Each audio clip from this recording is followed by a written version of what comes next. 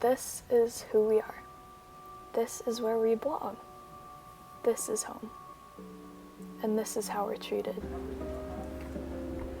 The AAPI community has reached a crisis. Michelle Go pushed to her death in front of an oncoming subway train. You need to leave. Asian piece of Oh my God. He made racial slurs at a local Filipino family, and then that encounter turned very violent. Kill you! Oh, I want to kill you! You're so Asian!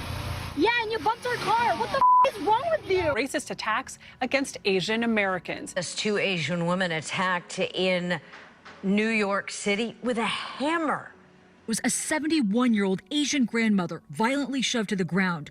Noel Quintana lost count of the number of stitches it took for doctors at Bellevue to sew his face back together. I was scared because I thought I was going to die, and nobody helped me.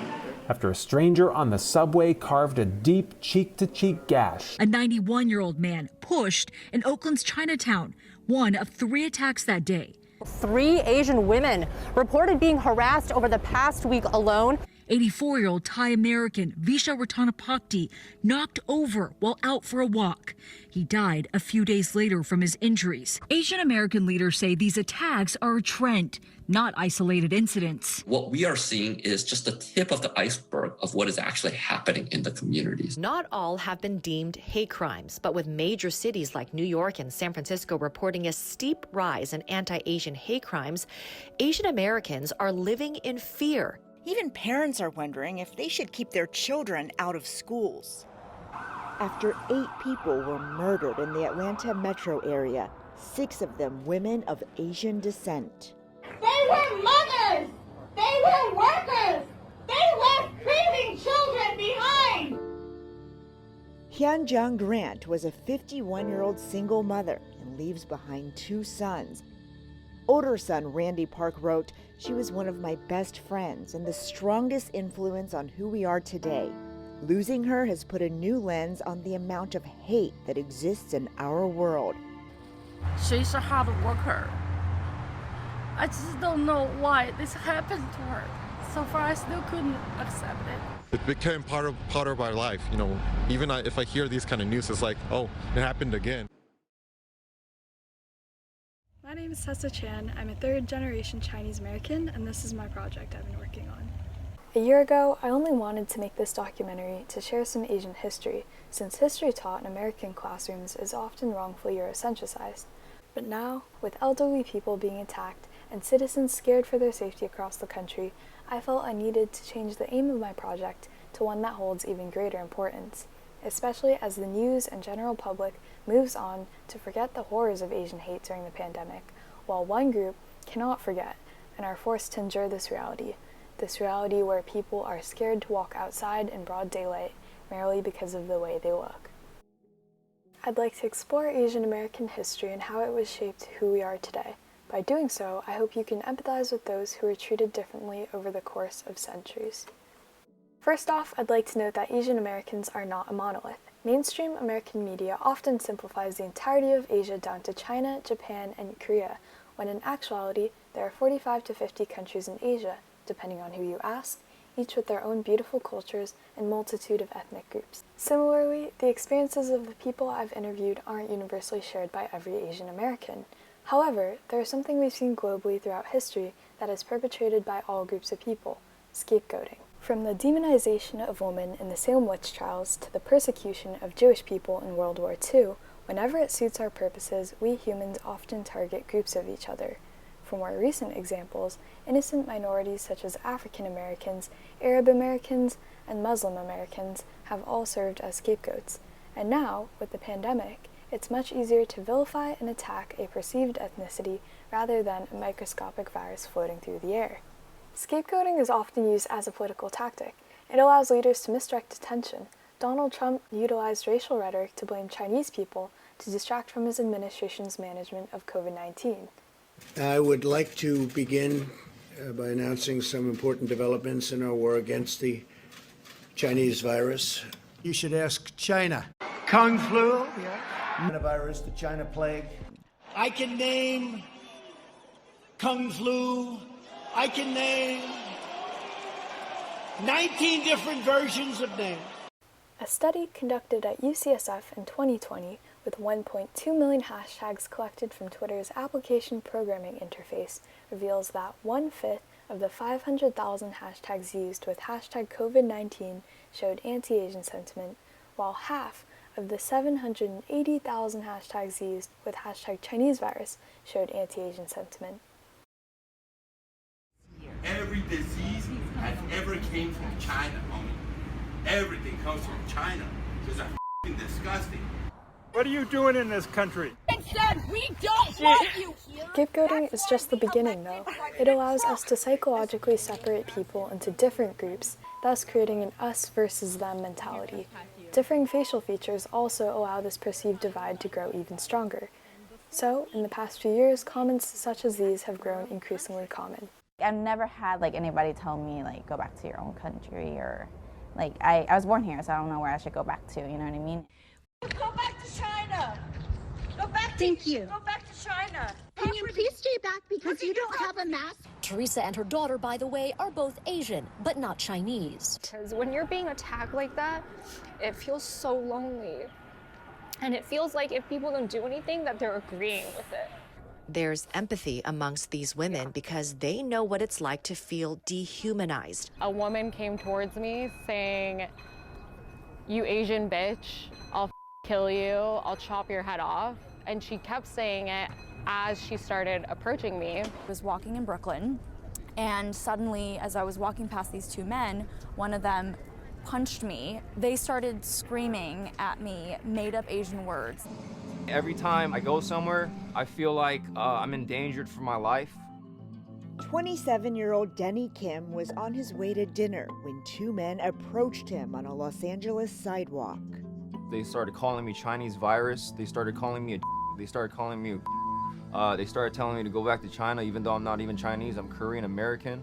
Kim, a U.S. Air Force veteran, said the assault quickly turned physical. The assailants, when they were beating me up on the ground, they told me that they wanted to kill me. Just hate Asian. You Asian. I will kill Asian. I will kill you all Asian. I don't know him. Say that racist again. He's like communist China? Oh, isn't that where you're from? No, it's not. Where are you from? I'm from the U.S. You're not from here. You're from China, aren't you? Go back to China, is what she said. And then she yells out, "Go back to communist China." Again, does it again for everyone to hear. By the way, neither Maria or Daniel are from China. Their parents are not from China. They are Korean American. And he just punched me twice. So it stopped me. I was shocked. You're under arrest. Okay, here's your... Racist! Racist! I'd like to note that the entirety of America is stolen land. The Mayflower landed in 1620, and Asian people immigrated in the 1850s. Meanwhile, the ancestors of Native Americans arrived here at least 15,000 years ago, possibly much earlier, from Asia. Very few American citizens aren't foreigners. Yet, us versus them mentalities still lead many to dehumanize Asians and perceive them as inferior beings, and it's much easier to commit atrocities against subhumans. Here is my proof. This is sustained through my service in the U.S. military. Now, is this patriot enough? I'm not ashamed to walk around anymore. Before I felt inhibited. People look at me strange and dare to question me my loyalty to this country. I don't look American enough. Now, last I read the U.S. Constitution, we the people, we are all the same. We are equal. Not this, you are more superior, you are not. This is not the first time America has seen Asian hate. Our story starts with the Naturalization Act of 1790, which only allows white immigrants of good character to become citizens, thus excluding Asian immigrants.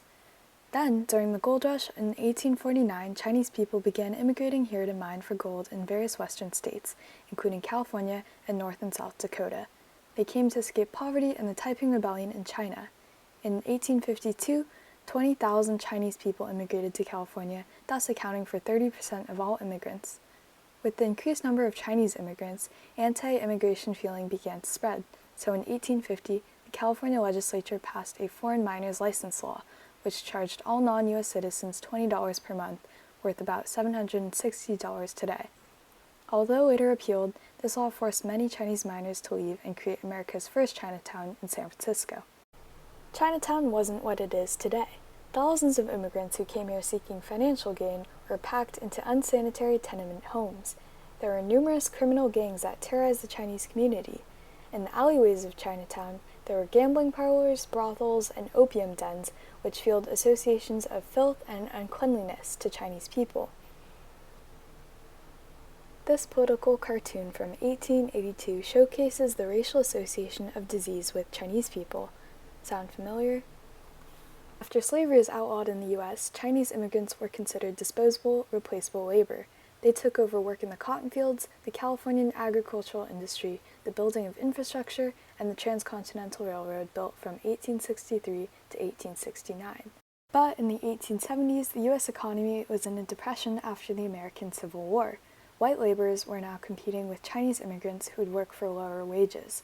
This led to a wave of anti-Asian sentiment, with political and labor leaders using the Chinese as scapegoats for economic decline. Fears that Asian people, particularly Chinese people, would invade the land and disrupt Western progress became known as Yellow Peril. This image was further exacerbated by the U.S. government through xenophobic propaganda. The Chinese were depicted as harbingers of disease and filth. We're repeating history right now. So, in the 1870s and 1880s, there were over 150 anti-Asian riots and massacres that ensued all over the country, in which Chinese people were shot, stabbed, lynched, and persecuted. Chinatowns were burned down. In 1871, hundreds of primarily white citizens of LA descended upon the Chinese community and killed 18 Chinese men. 8 attackers were tried for their crimes, but all were released. In 1885, in Rock Springs, Wyoming, 28 Chinese coal miners were slaughtered, 15 were wounded, and several hundred were driven out of town by white miners who blamed them for their economic struggles. In 1882, the U.S. government made anti-Asian racism official with the Chinese Exclusion Act, which prohibited all immigration by Chinese laborers and denied citizenship. This act lasted for 10 years, however, strict guidelines on Chinese immigration weren't fully lifted until a total of 61 years later in 1943. Due to the Chinese Exclusion Acts, Japanese immigrants were used as labor, which led to an increase of Japanese immigration and, of course, anti-Japanese sentiment. One of the large perpetrators of said negative sentiment was the Asiatic Exclusion League, a group of white laborers all over the Pacific Coast who spread false anti-Asian information so that legislation would restrict immigration. They helped bring forth systematic hostility and discrimination that would later lead to the Japanese incarceration during World War II. In the San Francisco plague outbreak in the 1900s, the first person to die from plague was of Chinese descent. So, the Chinese were scapegoats for the plague, even though the outbreak came from Hawaii. In the Honolulu Chinatown fires in 1900, controlled fires burned for 17 days and destroyed 4,000 homes of Asian immigrants. Now homeless, many residents had to settle elsewhere.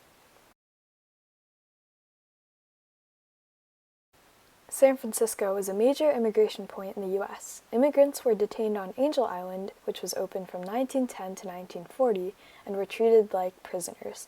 They were interrogated to ensure they hadn't immigrated illegally, some detained for months or even years. Hi, my name is Ofelia Chang. My father's Spanish name is Jose Antonio Juan. He came from Guangzhou. That's a province in mainland China, and formerly was named Canton. Was about 20 years old. They were coming to California to find a better job. In China at that time, there was a famine. People was starving. They didn't have enough food to eat. So they were looking for a better job, a better income to support their families. He came to Angel Island in the 1920s. He stayed in that Angel Island for at least a month or maybe 2 or 3 months. And he couldn't stay in the United States because it was difficult to find a job. And he was processed The process time, it took a lot of time. They require a lot of paperwork, a lot of reference. It was pretty depressing. There was a lot of people that need to be processed. It was just like being in jail. You know, they don't go out. They were watched every minute, and they had to stay in their place. No freedom. So my father had a uncle in Honduras. So he decided to go to Honduras and work for my uncle.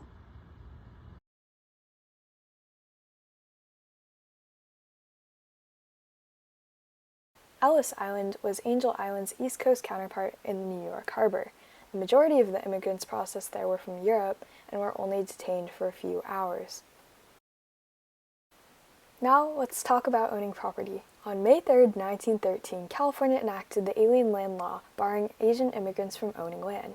California tightened the law further in 1920 and 1923, barring the leasing of land and land ownership by American-born children of Asian immigrant parents or by corporations headed by Asian immigrants. Racial covenants that prevented non-white, especially Asian and Black peoples, from purchasing or residing on land were prominent in the deeds of houses in the 1930s and 1940s. These covenants were ruled as unenforceable in 1948, but remained widespread until 1968, when the Fair Housing Act made them illegal. These racial covenants still persist in the deeds of older houses across America. Housing bias also took the form of redlining. In 1933, faced with a housing shortage, the U.S. government began a program to increase and segregate America's housing stock.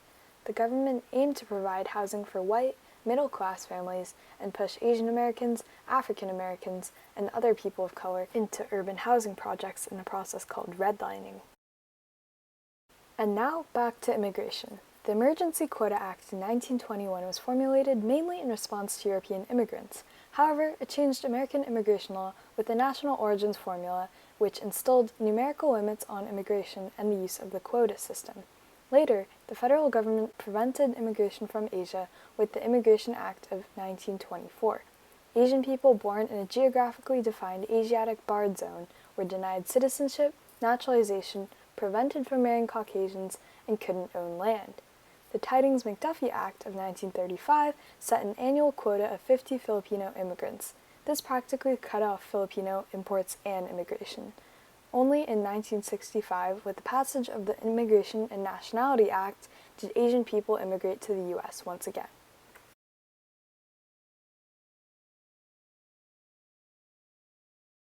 In the 1960s, Asian people once again became the face of the enemy with the controversial Vietnam War.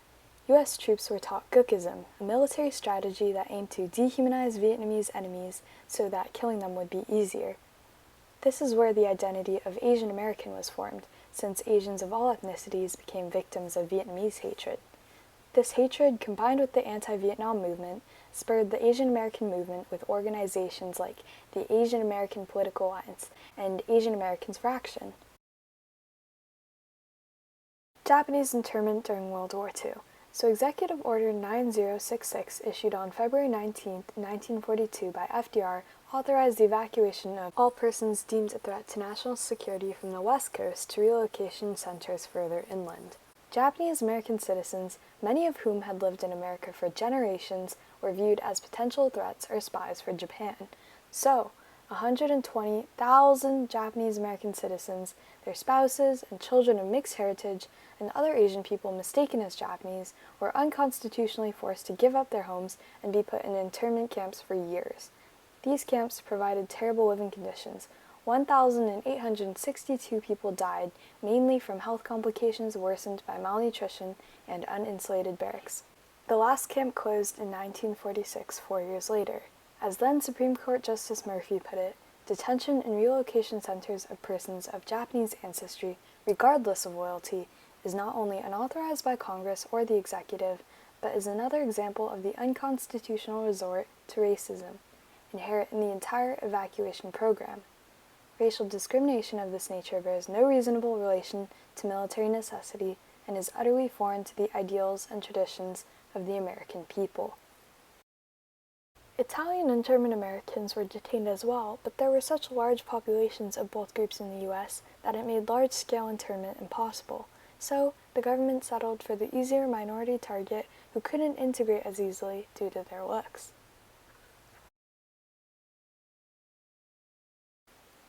Vincent Chin was celebrating his upcoming wedding with friends on June 19, 1982, when a white father and son beat Chin to death with a bat. The assailants believed Chin to be Japanese and targeted him since they believed their jobs in Detroit's automobile industry were threatened by Japanese cars and that Japan was taking over the American economy. Vincent Chin was a Chinese American. Chin's death didn't make the national news, but the sentencing of his assailants did. The charge of second-degree murder was plea bargained to manslaughter.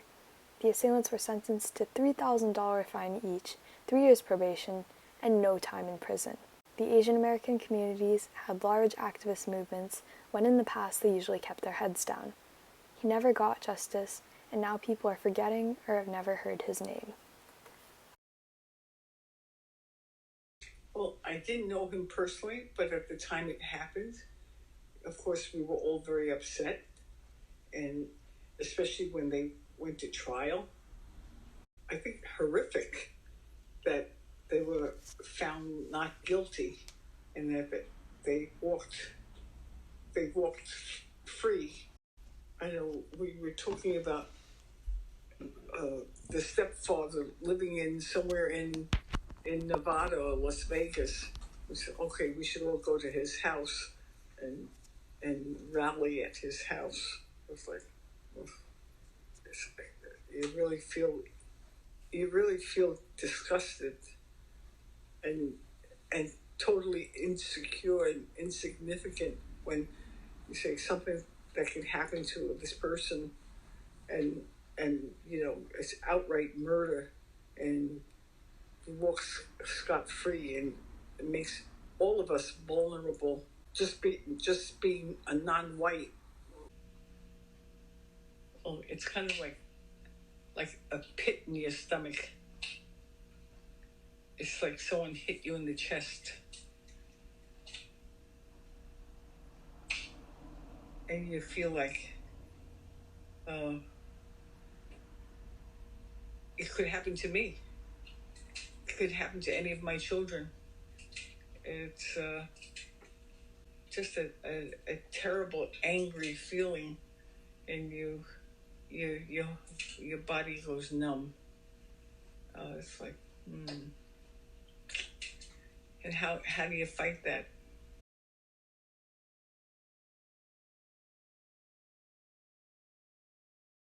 I'd like to address some stereotypes and continuing racial bias. Firstly, the Western view of Asia is a somewhat inaccurate representation of a mix of East Asian cultures. It reinforces this monolithic view of Asians as undiverse and homogeneous.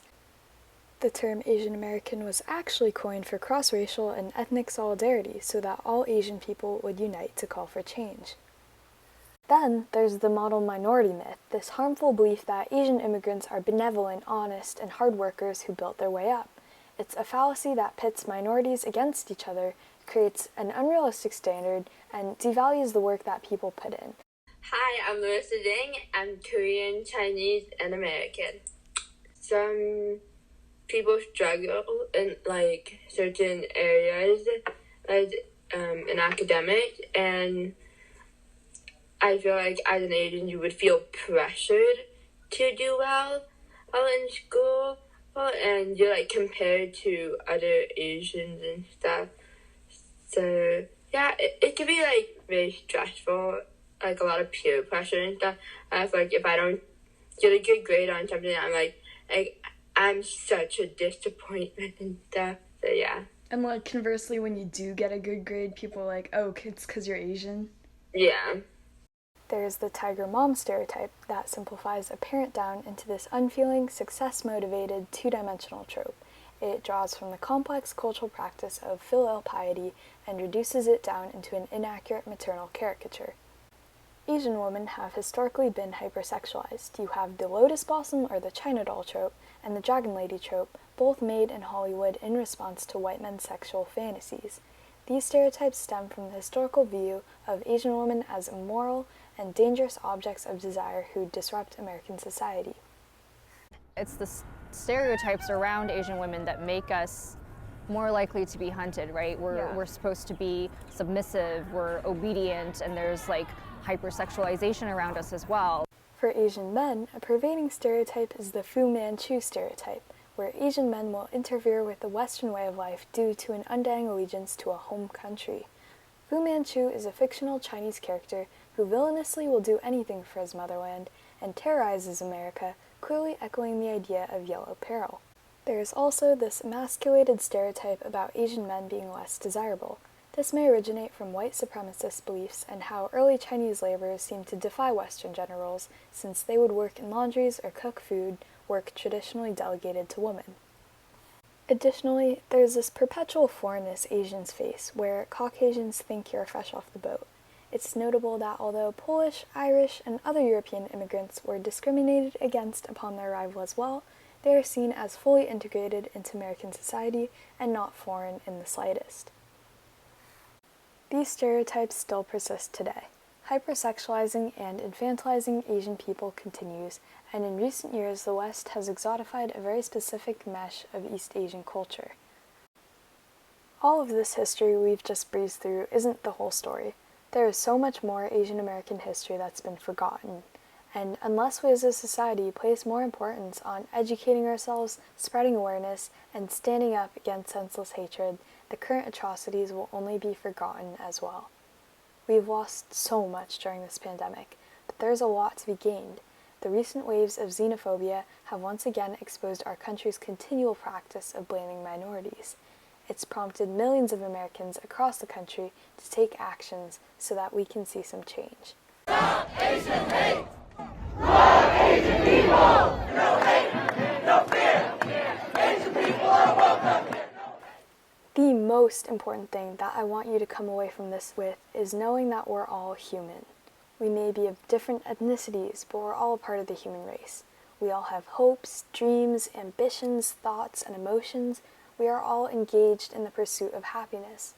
We are all affected by this pandemic, so we should band together since united we are powerful. The pervading image of an American citizen shouldn't be a European, because it's not. We Americans are ethnically diverse and need to honor and recognize each other's historical backgrounds, identities, and privileges in order to become more empathetic, united individuals. We're stronger for recognizing our differences, not ignoring or overcoming them. The only way we can prevent more tragedies is if we foster a steadfast belief in each other's humanity and not just learn about history, but learn from it. Thank you.